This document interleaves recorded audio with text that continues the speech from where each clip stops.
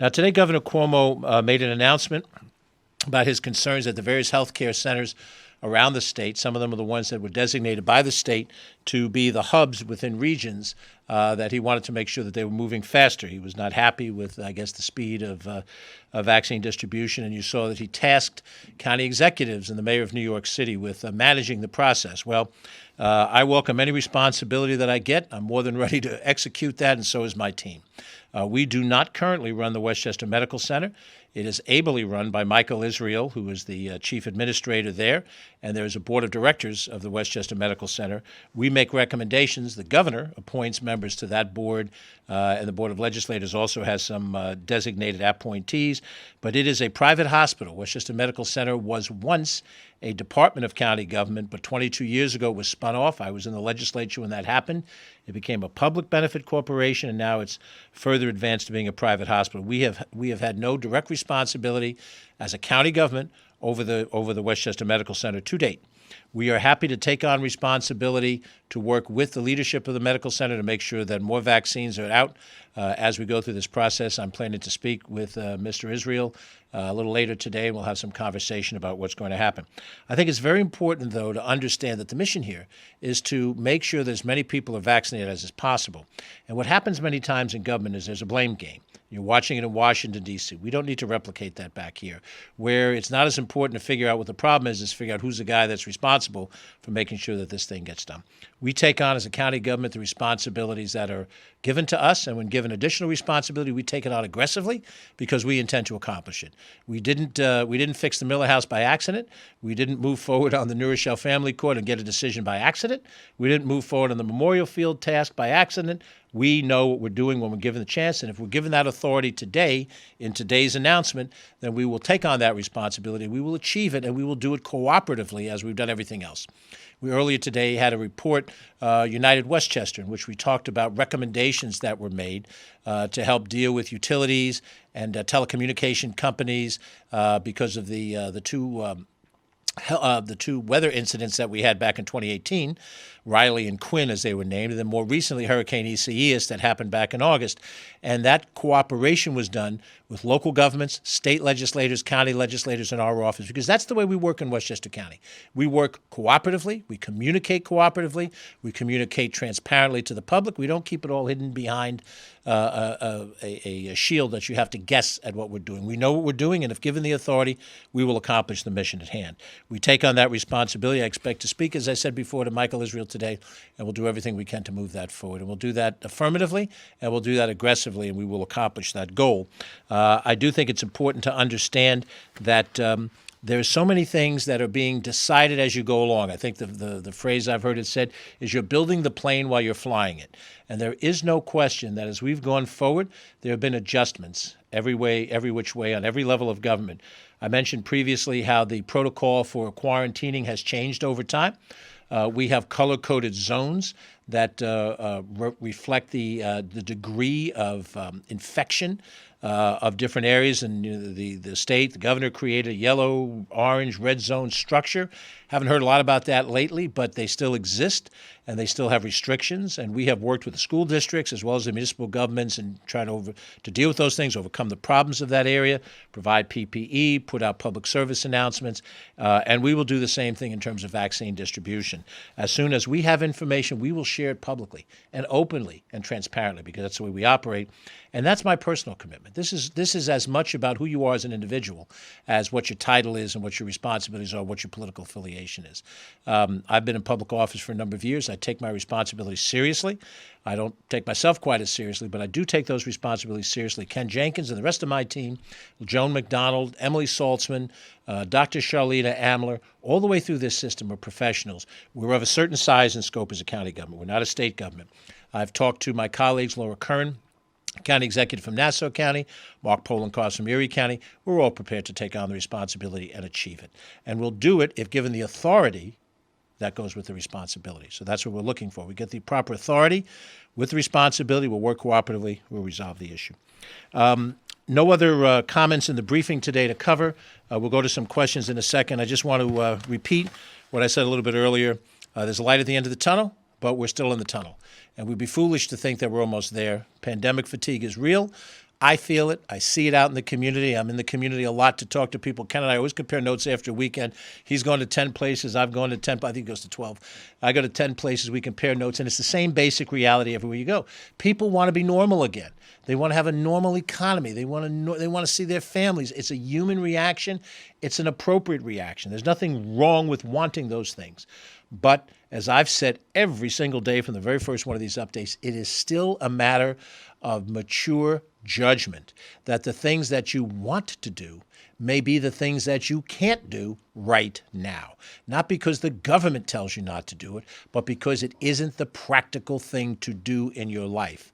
And, I remark, how I thought when I was a 6 or 7-year-old child versus the way I think now. When I was that age, I needed parents to tell me what to do because given my own devices at 6 or 7, or for that matter at 16 or 17, perhaps even at 26, I might do whatever it was that I wanted to do. But now, with time and grade and maturity, you understand, we face a pandemic. Our neighbors have died. We have to avoid more death if we can, and we do that by being diligent. And when we do this properly, we get through this, then we can put the masks in the drawer and never look at them again, hopefully, in our lifetime. But until that day comes, we have to follow through. We've just gone through a period of time now where there's a lot of personal interaction. Let's hope, now that we're past those holiday seasons, we're ready to be as disciplined and as diligent as we can, get through this, get vaccinated, avoid catching the disease, reduce the spread of the disease, and by Labor Day, by 4th of July, maybe by Memorial Day, we'll celebrate. And we'll have a true celebration because it won't be fake celebration. It won't be a celebration because somebody wants you to say, oh, we're open, we're free, we're good, because it serves your purpose to say that. It'll be a true celebration, something we can really feel good about. And hopefully we'll all be here for that moment. Let's go to the questions. Catherine Chaffee. Okay, the first question is from Samantha Crawford. Governor Cuomo said today that the Westchester Medical Center is among the bottom 10 hospitals across the state in terms of quantity of COVID vaccines administered thus far. He says perhaps some hospitals can handle the pressure of administering the vaccine. Overall, what are your thoughts on this, bearing in mind the task may become more difficult when it's the public's turn to line up for the vaccine? Well, I don't think it's a matter of pressure, being unable to handle the pressure. I think Westchester Medical Center is a terrific institution. I think the people who are professionals over there are true professionals, and so I don't draw that as a judgment at all. I think we've seen all of us grapple with trying to do things that we haven't done before. We're in the first couple of weeks of trying to accomplish a task, and we have to put time and energy and effort in, and we have to overcome obstacles that have been put in the way. So I have not dealt with the medical center to this point on these issues.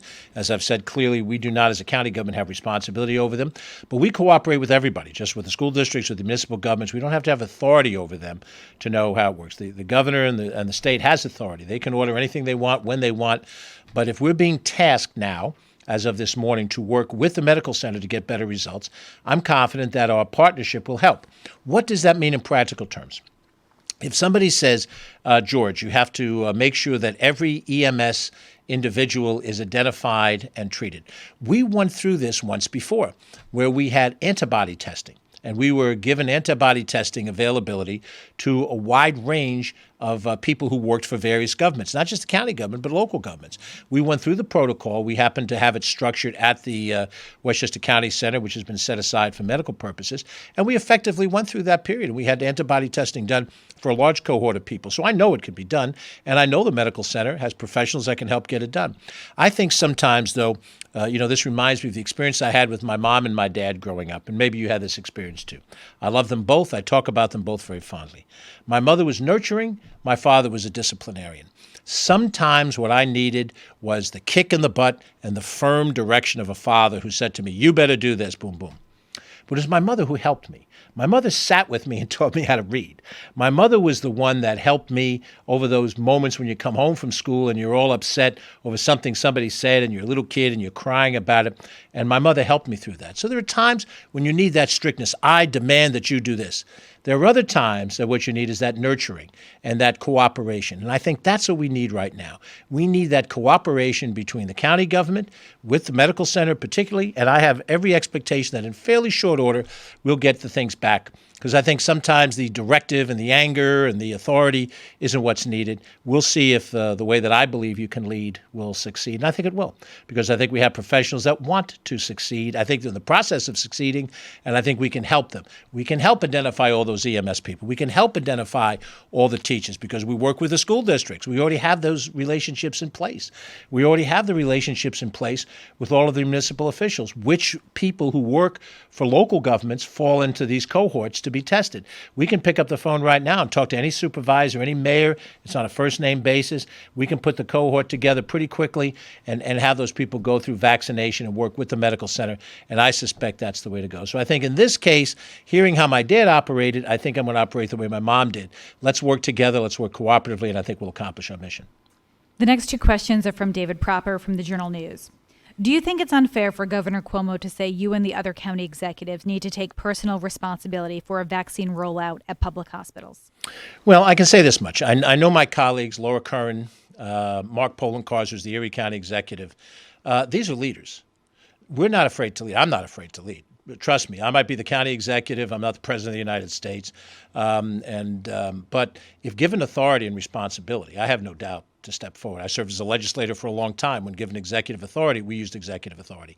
So I think it's important to understand that up to this point, the county executives have had no control over the hospitals. If at this point forward, we're going to be given authority to act with power and force, we will act with power and force, and we'll be able to accomplish missions. We have not had that authority prior to today.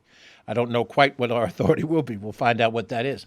But I think that in Nassau County and Erie County and here in Westchester County and some of these other locations, New York City, we can get the results. Now, keep in mind that the hospitals of Westchester County, all of them, including the Westchester Medical Center, are not public hospitals. New York City is different. New York City has a Health and Hospitals Corporation, and many of the hospitals that you see in New York City are run by the municipal government. So if somebody says, well, the mayor of New York, he has control over the hospitals, well, that's true. Give you the analogy of school districts. Westchester County does not run school districts. School districts, with one exception in this county, are all run by separate independent school districts and school boards. And they have school trustees, and they appoint a school superintendent, and they make those decisions. You can't go to the mayor of White Plains and talk about the White Plains School District. You can't go to the mayor of Peekskill and talk about the Peekskill School District. They don't have the authority to do it. Only in the city of Yonkers does that exist. New York City is a different cat. New York City runs the schools. New York City runs most of the health and hospital facilities. Not all of them, but they have a public set of hospitals. We do not have that. So what we're being asked to do, or required to do, is to step in an area where we don't have current authority and use our leadership skills to accomplish it. I have confidence in Laura Curran. I have confidence in Mark Poloncarz, and I have confidence in Ken Jenkins, Joan McDonnell, Emily Saltzman, Charlita Amler, Andrew Ferris, the people of my team, that we'll work with the medical center and we'll get the results that are necessary.